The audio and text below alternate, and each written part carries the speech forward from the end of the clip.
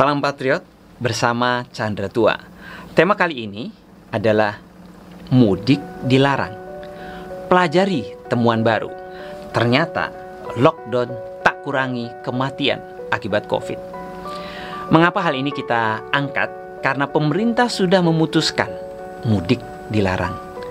Dan harapannya pemerintah kembali meninjau kebijakan ini. Pelarangan mudik bagi perantau ini bukan suatu berita yang bagus. Pemerintah telah menetapkan bahwa pada tanggal 6 sampai 17 Mei 2021 mudik dilarang. Dan bagi yang melanggar, ancaman hukumannya cukup membuat nyali ciut, 100 juta rupiah atau 1 tahun penjara. Bagi para PNS, pekerja pabrik, pekerja mandiri, kebijakan ini mungkin sebuah pukulan berat secara psikologis. 2 kali lebaran tak berkumpul dengan keluarga. Pemerintah punya alasan untuk memutuskan keputusan ini, yaitu untuk mencegah penyebaran COVID-19. Namun banyak pihak yang mengkritisi kebijakan ini karena dari satu sisi berkunjung ke tempat wisata masih diperbolehkan. Terkesan kurang konsisten. Menanggapi kritik ini, pemerintah mengklaim bahwa kebijakan PPKM yang diterapkan telah membuahkan hasil dengan penurunan angka terinfeksi. Kebijakan yang ambigu ini kontan direspon oleh Fadlizon. Ini akan memicu wisata mudik. Banyak para epidemiolog berpendapat bahwa ini kebijakan yang nyerempet bahaya. Pemerintah Indonesia sering tidak saklek dalam membuat kebijakan. Pemerintah memang tidak menerapkan lockdown, tapi menggantinya dengan istilah PSBB, pembatasan sosial berskala besar. Namun ketika kebijakan ini ternyata tak terbukti efektif mencegah penyebaran virus, akhirnya dibuat istilah lain, PPKM Mikro, penerapan pembatasan kegiatan masyarakat, yang diklaim pemerintah menunjukkan hasil. Kebijakan yang terkesan ambigu ini memang dijalankan untuk memperoleh win-win solution antara ekonomi dan kesehatan. Ekonomi masih berjalan dan kesehatan masyarakat tetap bisa dijaga. Memang pandemi ini membuahkan banyak dilema bagi kita semua, antara mati karena kelaparan atau mati karena virus.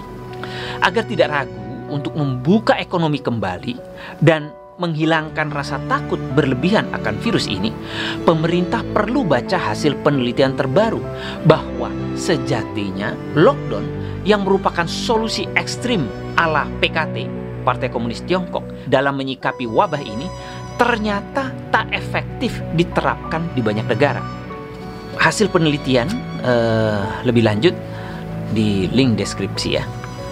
Tinjauan data dari 87 wilayah di seluruh dunia menemukan bahwa dalam sekitar 98% perbandingan tidak ada bukti bahwa lockdown dapat mengurangi jumlah kematian akibat COVID-19. Lockdown dari orang-orang sehat di rumah untuk mencegah penyebaran penyakit adalah langkah kesehatan masyarakat yang belum pernah terjadi sebelumnya, yang memiliki efek merusak pada ekonomi dan telah menjadi preseden berbahaya bagi kebebasan dan hak asasi manusia. Seperti dikatakan oleh Profesor Stanford Dr. Jay Bhattacharya, PhD, lockdown adalah kesalahan prosedur kesehatan masyarakat terbesar yang pernah kita lakukan.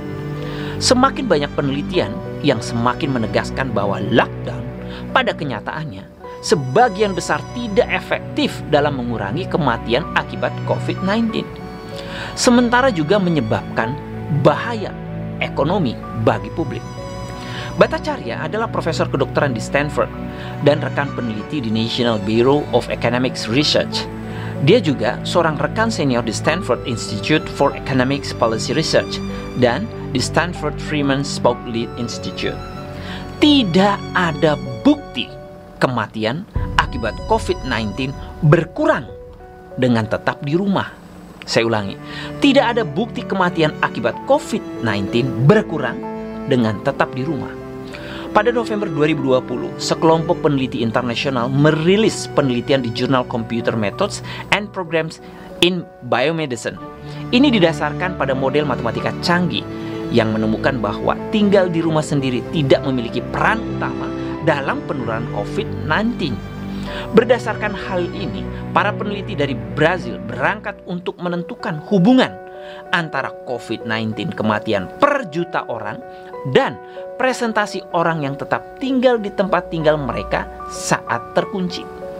Menggunakan kombinasi data dari laporan mobilitas COVID-19 Google, Our World in Data, dan pemerintah Brazil, termasuk 87 wilayah di seluruh dunia, menggunakan pendekatan baru untuk penelitian tersebut, menilai hubungan antara tinggal di rumah dan pengurangan atau peningkatan kematian akibat COVID-19.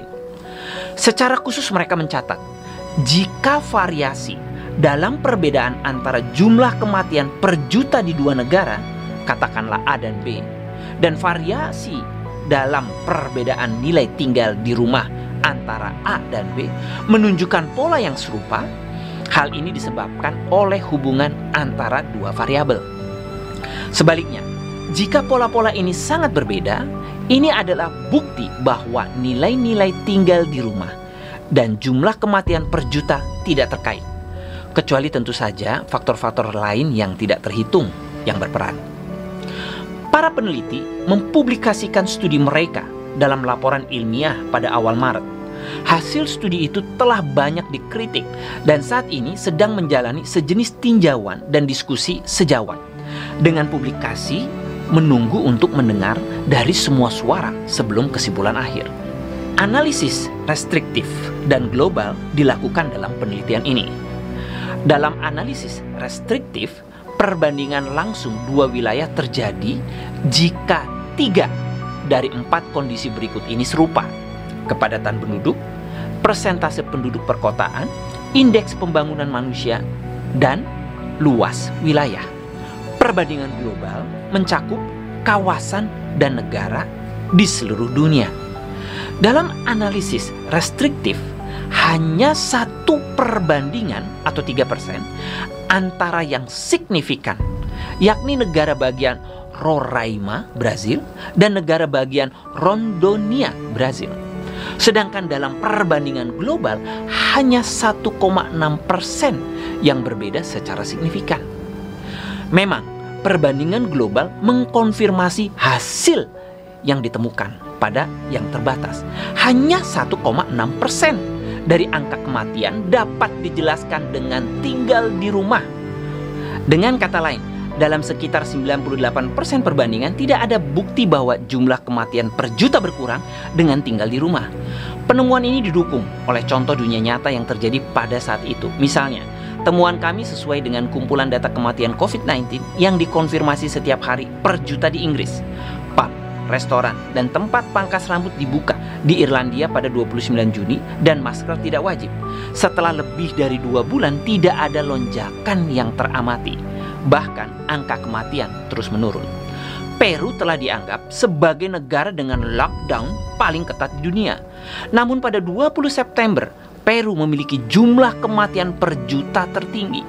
Mereka percaya perintah tinggal di rumah mewakili kasus kekeliruan pengecualian, atau juga dikenal sebagai kesalahan stereotip, di mana kesimpulan dibuat tentang seluruh kelompok berdasarkan data atau pengamatan dari satu individu. Dari studi ini, para pengambil keputusan diharapkan untuk merenungkan kembali kebijakan terkait epidemi ini. Berdasarkan data Data Infometer, ternyata COVID yang merupakan penyakit menular dan menjadi momok dunia saat ini pun hanya menempati urutan keempat setelah digabungkan ke dalam penyakit infeksi saluran pernapasan bawah seperti bronkitis, bronkiolitis, dan pneumonia.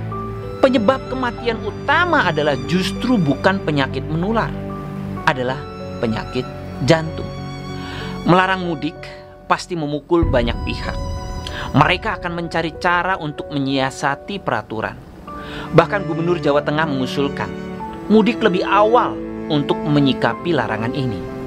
Dan masyarakat perantauan punya 1001 cara untuk mengakali peraturan. Ada yang mengatakan peraturan untuk dilanggar. Coba membuka diri untuk belajar pada Taiwan tentang bagaimana menghadapi pandemi ini. Tak ada lockdown, bisnis tetap buka, tapi prokes tetap dijalankan. 3M tetap dilakukan. Jadi kenapa mudik harus dilarang? Bukankah itu hanya membuat jarak dan silaturahmi dengan kerabat semakin jauh? Harapannya pemerintah kembali meninjau keputusan ini. Semoga mencerahkan. Salam Patriot.